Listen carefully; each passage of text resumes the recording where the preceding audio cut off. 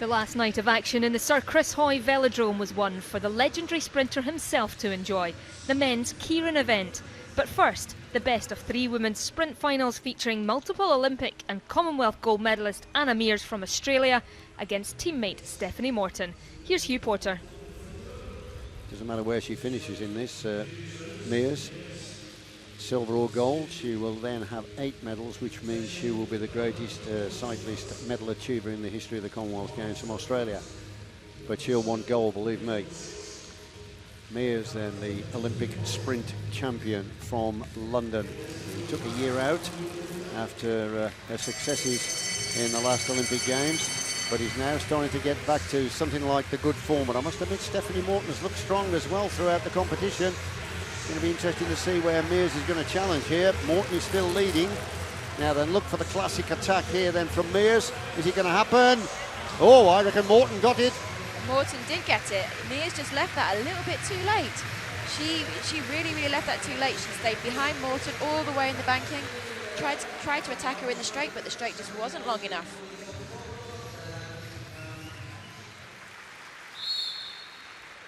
This is race 2 in the contest for the gold medal in the women's sprint. Stephanie Morton, 24 years of age, representing Australia, versus Anna Meares, 6 years her senior, also from Australia. Meares in the second position. 1 down, so she's got some work to do here. This is her 4th Commonwealth Games.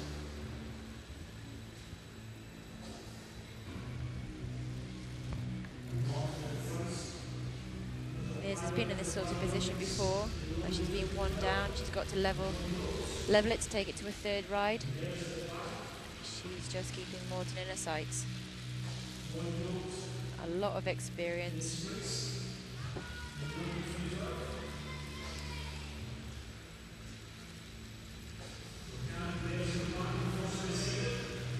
Qualification time trial round. Morton posted 10.9 to Meares 11.1. And she looked impressive then. So it's the Olympic champion in second position here, trying to win race 2 to take it to a decider. But it's Morton at the front looking pretty powerful here. Here comes the reaction from Meares. Now, I don't reckon she's going to close that down. Morton really burying herself down the finishing straight, and that's how it's going to finish. The gold medal goes to Stephanie Morton, Commonwealth Games sprint champion. And Anna Meares finishes in second position. What a fantastic ride. I think the hand over the mouth is sort of, I've done it. I don't think she can believe it. I don't think Stephanie Morton can believe that she has won over Anna Meares. She looks a little bit shocked.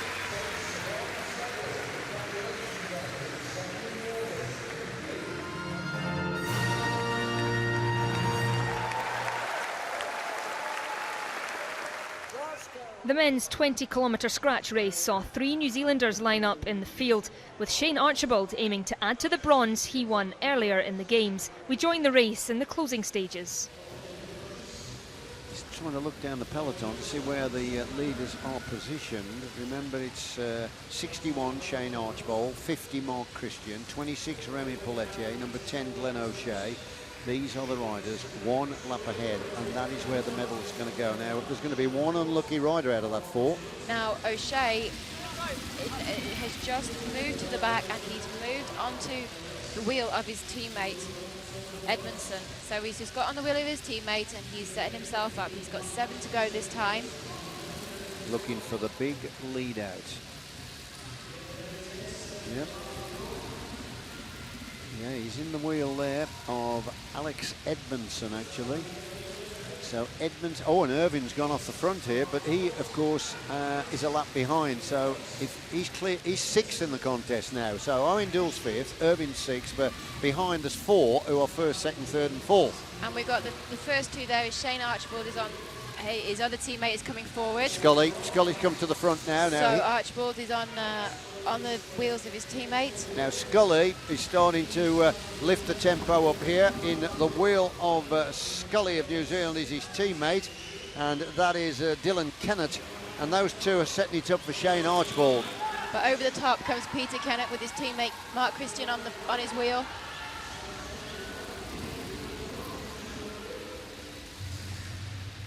Now here we go, they're beginning to wind it up here now, 3 laps to go. The pace is lifting very significantly up to the line. It's Peter Kenny, then it's Scully, and on the outside we've got Christian. Christian, of course, he's up there, hoping, of course, to grab the medal for the Isle of Man. Now it's Scully that comes to the front, leading his team out, and that's Shane Archibald coming up to the line with 2 to go. Scully with a big injection of pace. He's now leading out Archibald, and up there also is Glenn O'Shea of Australia, trying to profit back from that. Also Mark Christian, number 50. What a sprint this is going to be. The man that won't figure in the sprint here is going to be Scully. So it's Archibald, O'Shea, and then Christian to decide where the medals are going to go. Here it is then. On the front now, it's Archibald trying to hold off the challenge of Glenn O'Shea of Australia. Coming down the finishing straight. Archibald takes gold. Look at the face on Archibald.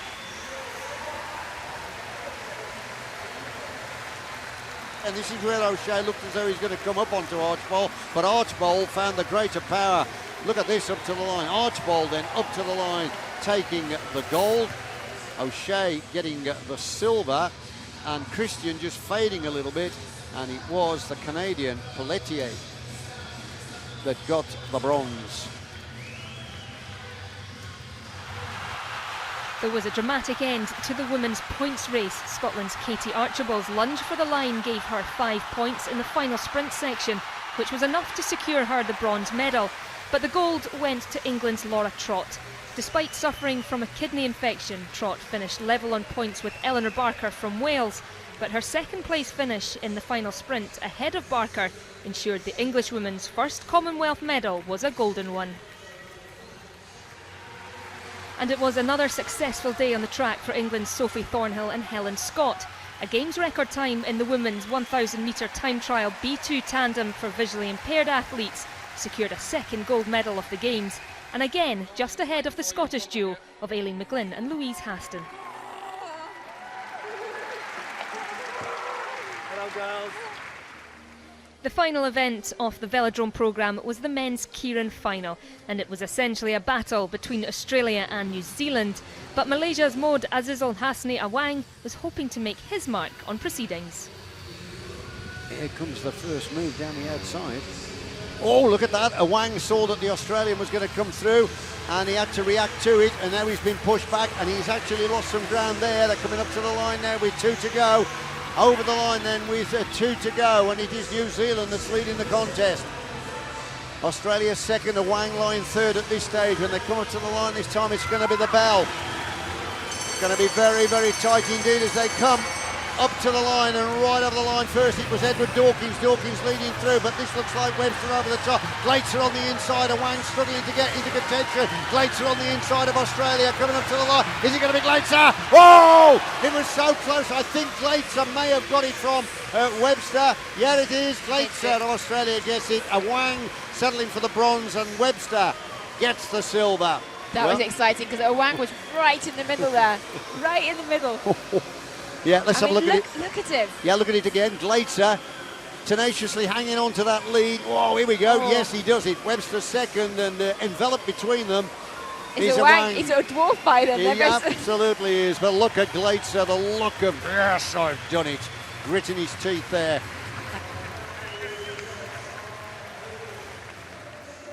But one of the biggest cheers of the day came when Scotland's Chris Pritchard, fresh from a 9th place finish in the men's Keirin, climbed into the crowd to propose to his girlfriend. Luckily, she said yes.